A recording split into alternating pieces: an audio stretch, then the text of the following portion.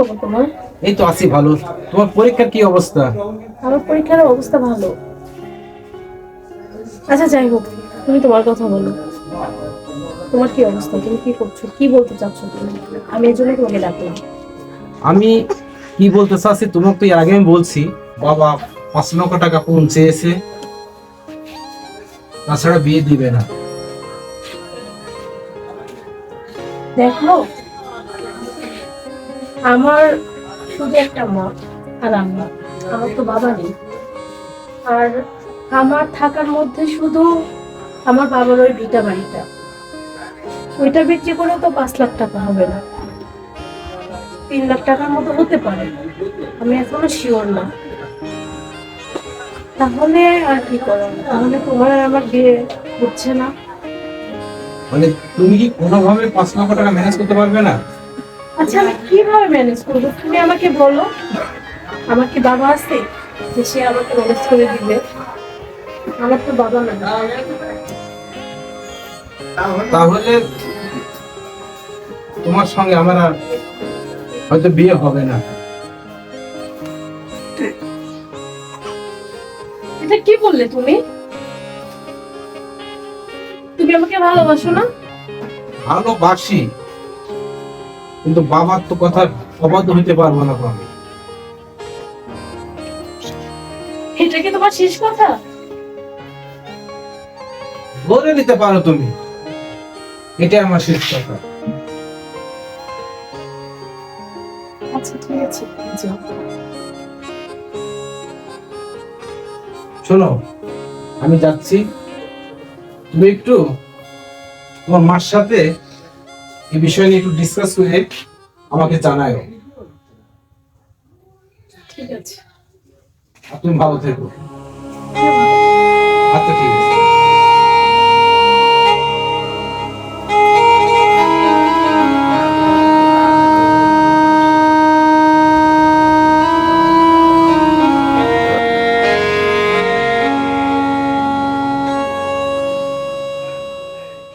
তো তাহলে আমাকে ভালোবাসে না, সে আমার টাকাকে ভালোবাসে। আর আতরের বাবা, সে অবশ্যই স্বার্থপর একটা মানুষ। ইজি হবে। হে আল্লাহ, আমি এখন কি করব? অসুস্থ মা আমার ঘরে, আচ্ছা এইদিকে আতাউরও আমাকে বিয়ে করতে চাচ্ছে না। তার বাবার আর তার শুধু টাকার দরকার। এইদিকে সমাজের কিছু শিয়াল কুকুর আমার দিকে দৃষ্টি দিয়েছে। আল্লাহ, তুমি আমাকে যে কোনো একটা উপায় দেখাও। আমি কি করব? আমি তো কিছু বুঝতে পারছি না। এখন আমার কি করা উচিত? ও আল্লাহ।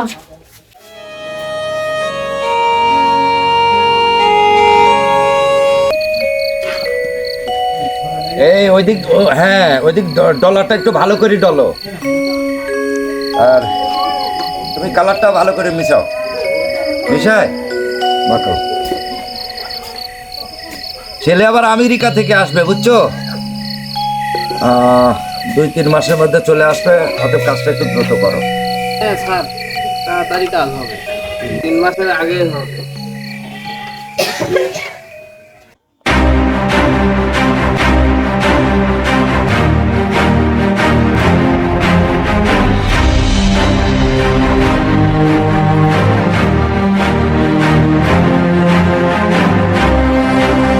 রীতি, রীতি, ও রীতি, এই আপনার মেয়ে কই?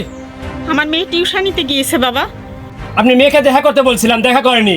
আজকের ভিতর যদি আপনি মেয়ে দেখা না করে তাহলে বাড়ি থেকে তুলে নিয়ে যাব। না, এত বড় সর্বনাশ করো না আমার মেয়ের। কথাটা যেন মনে থাকে, নাম আমার শাহিন মাস্তান। দ্বিতীয়বার কিন্তু আর বলবো না। এই চলো। কি আল্লাহ, হে কোন সমাজে বসবাস করি আমরা? আমার মেয়েকে রক্ষা করো আল্লাহ, রক্ষা করো।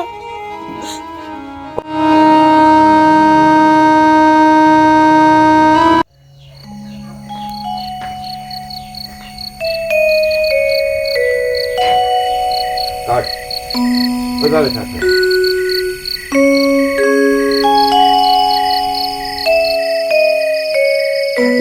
নাকি?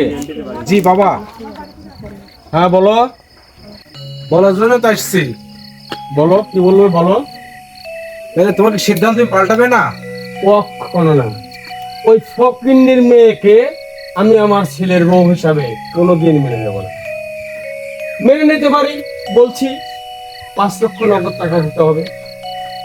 আমি ওর সাথে কথা বলছিলাম আজকে, ও 5 লক্ষ টাকা কোথায় থেকে দিবি? শোনো, টাকা কোথায় থেকে দেবে এটা আমার জানার বিষয় না। তুমি যদি আমার শর্তে নারাজি হও তাহলে আমি তোমাকে আমার বাড়ি থেকে বের করে দেব। আমার অর্থ সম্পদ কোনো কিছু তুমি পাবে না, সব আমি মাদ্রাসার নামে লিখে দেবো। এটাই আমার শেষ কথা। এটাই তোমার শেষ কথা? অবশ্যই। তাহলে তোমার জন্য আমার জীবনটা এখন নষ্ট হয়ে যাবে? আরে তোমার জীবন নিয়ে আমার দেখার বিষয় নাই, আমার দরকার টাকা। তোমার টাকার দরকার? হ্যাঁ, আমার টাকার দরকার। আচ্ছা ঠিক আছে, তুমি তোমার টাকা নিয়ে থাকো। তোমার তো ছেলের দরকার নাই। না, তোমার দরকার টাকা। হ্যাঁ টাকা দরকার। তোমার মতো বাপের আমার দরকার নেই আজ থেকে আর। আচ্ছা ঠিক আছে, তুমি আসতে পারো। ঠিক আছে।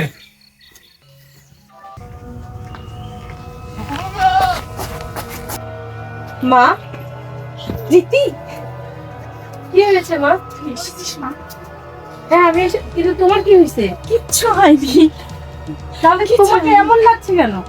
কই, এই তো আমি স্বাভাবিক। শোন, হ্যাঁ বলো। মন দিয়ে শুন। এই যে মাতবরের সঙ্গে তুই করার সিদ্ধান্তটা তুই নিয়েছিস না, হ্যাঁ আজকেই করবি, পারবি না? কিন্তু মা একটা কথা, তুমি এই কথা কেন বলছো? তুমি তো আমাকে বললা যে আমি যেন ব্যাপারটা ভেবে দেখি, কিন্তু তুমি আজকে এভাবে বলছো। আমি ভুল বলেছিলাম। তুই আজকে মাতবরকে বিয়ে করে ফেলবি। এই সমাজটা এমন একটা সমাজ যা সম্পর্কে তোর ধারণা নাই। তুই মাতবরকে বিয়ে করবি, এটাই আমার শেষ কথা। তা না হলে এই সমাজের শিয়াল শকুনগুলো তোকে টুকরে টুকরে খাবে। আমি চাই তুই তাড়াতাড়ি মাতবরকে বিয়ে করে ফেল না।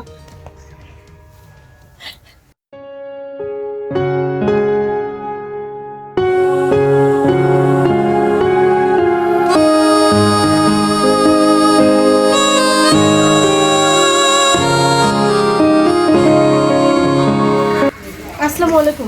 ওয়ালাইকুম আসসালাম। তারপরে তুমি? আমি আপনার সঙ্গে কিছু কথা বলার জন্য আসলাম। কথা? আসলে এই কথাটা কি করে বলি, আপনি আমার কথাতে কিছু মনে করবেন না তো? না না না, বলো। কারণ মনে করবো, বলো। সেই ছোটবেলা থেকে তোমাদের দেখে আসছি, তোমার বাবাকে চাচা বলতাম। আপনি তো জানেন আব্বা অনেকদিন হলো মারা গেছে, আম্মা অনেক অসুস্থ, আমার সংসারে আম্মু ছাড়া তো আর কেউ নাই। আসলে আমি আপনাকে আবারও বলছি, আমার কথাতে আপনি কিছু মনে করবেন না তো? না না, বলো। আমি আপনাকে বিয়ে করতে চাই। বিয়ে করতে চাও?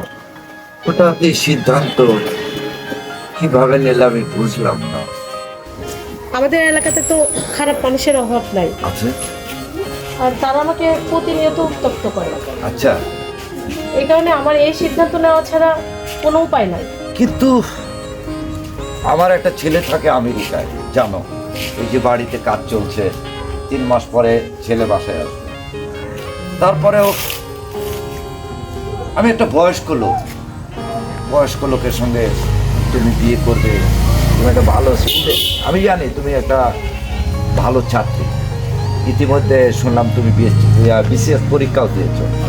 তা পরীক্ষা কেমন হয়েছে? জি, আপনি যেটা হয়তো ভালো হয়েছে। ভালো হয়েছে। তাহলে তুমি একজন বিসিএস পরীক্ষা দিচ্ছ। আল্লাহর কাছে দোয়া করি, আল্লাহ যেন তোমার মঙ্গল কামনা করে, তুমি বিসিএসে টিকে যাও। তা আমার মতো একটা বয়স্ক লোকের সঙ্গে তোমার বিয়ে করলে সমাজে না না, এইটা একটু বেমানা নয়। ভাই, আপনি আমাকে ফিরাই দিবেন না? দেখো, আমি তোমার জন্য যদি আমি কোনো বেটার একটা ছেলে দেখি, আমি চেষ্টা করছি। তারপরে আমি একটু ভেবে দেখি। আমি আমার বাড়িতে কাজ নিয়ে ব্যস্ত আছি। আমার ছেলের বউ 3 মাসের মধ্যে আমেরিকা থেকে চলে আসবে। এই জন্য আমি একটু ব্যস্ত আছি। তুমি কথাটা বললে ঠিক আছে, আমি ভেবে দেখি। আপনি অবশ্যই বিষয়টা কিভাবে দেখবেন? অবশ্যই অবশ্যই অবশ্যই। ওয়ালাইকুম আসসালাম। ভাই রে, সমাজ, এমন সমাজে আমরা বাস করি, একটা অসহায় দরিদ্র পরিবারের মেয়ে লেখাপড়া করছে, বিশেষ পরীক্ষা দিল, না জানি সে ম্যাজিস্ট্রেটও তো হতে পারে। সমাজের লোকজন কোথায় তাকে উৎসাহ দিবে? উৎসাহের পরিবর্তে তার উৎসাহ ছেলে পেলে তাকে পুড়ে পুড়ে খাওয়ার জন্য চেষ্টা করছে। না, এই সমাজে না না না না, এই সমাজ থেকে এগুলো দূর করতে হবে। এই সমাজ কবে পরিবর্তন হবে জানি না। সমাজের মেয়েরা কবে শান্তিতে চলাফেরা করতে পারবে, মানুষের মতো মানুষ হবে। না, একদিকে যুব সমাজটা ড্রাগে পরিপূর্ণ, সমাজটাকে একেবারে রসাতলে দিয়ে যাবে। এইদিকে আবার না না, কিছু ভাবতে পারছি না, দেখি কি করা যায়।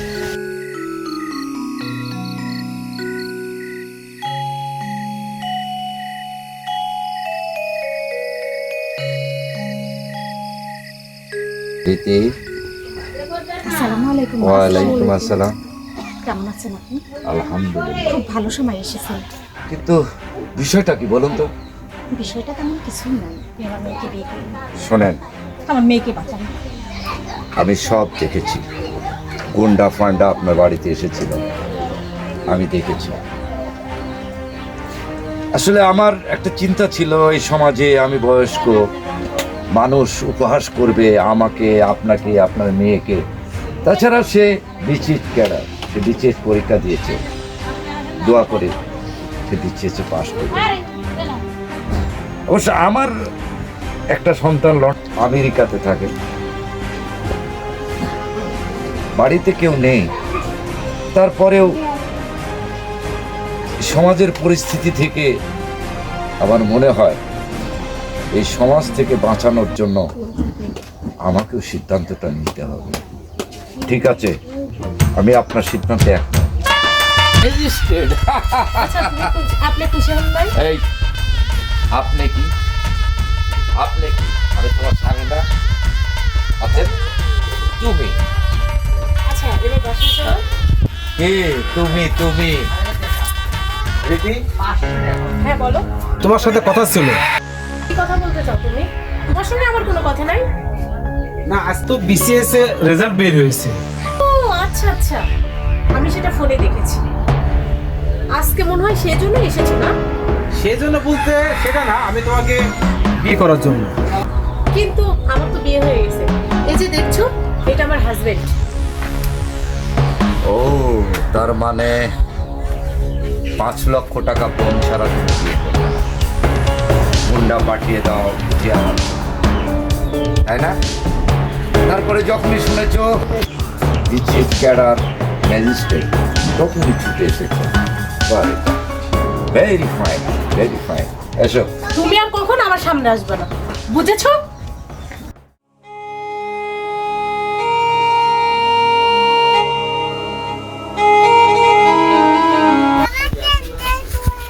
মা, মা, হ্যাঁ মা। আসসালামু আলাইকুম। ওয়ালাইকুম আসসালাম। বাবা, কেমন আছো তুমি? আলহামদুলিল্লাহ। আমি খুব খুশি হয়েছি বাবা। দোয়া করেন। বেঁচে থাকো, দীর্ঘজীবী হও। মা, আমরা তোমাকে নিতে এসেছি। কি বলিস? হ্যাঁ মা, আমি আমার স্বামীর ভিতরে রেখে কোথায় যাবো বলতো? আমার সঙ্গে যেতে হবে। আমি একটা কথা বলি, বলো বাবা। এই স্বামীর ভিটা করে করে তাহলে মেয়েটার জীবন নষ্ট হয়ে যেতে লাগছিল। কি হবে এই ভিটে? আমার বাড়িতে তো কেউ থাকে না, আপনি আমার বাড়ির অভিভাবক হিসাবে থাকবেন। কি বলছো বাবা? হ্যাঁ, আমার বাড়িতে তো আর কেউ নেই, আমরাই তো কয়েক 3 জন থাকবো, আর একটা কাজের মেয়ে। এই তো চলেন, তাহলে ভুল। চলেন, খুব খুশি যা। হলাম বাবা।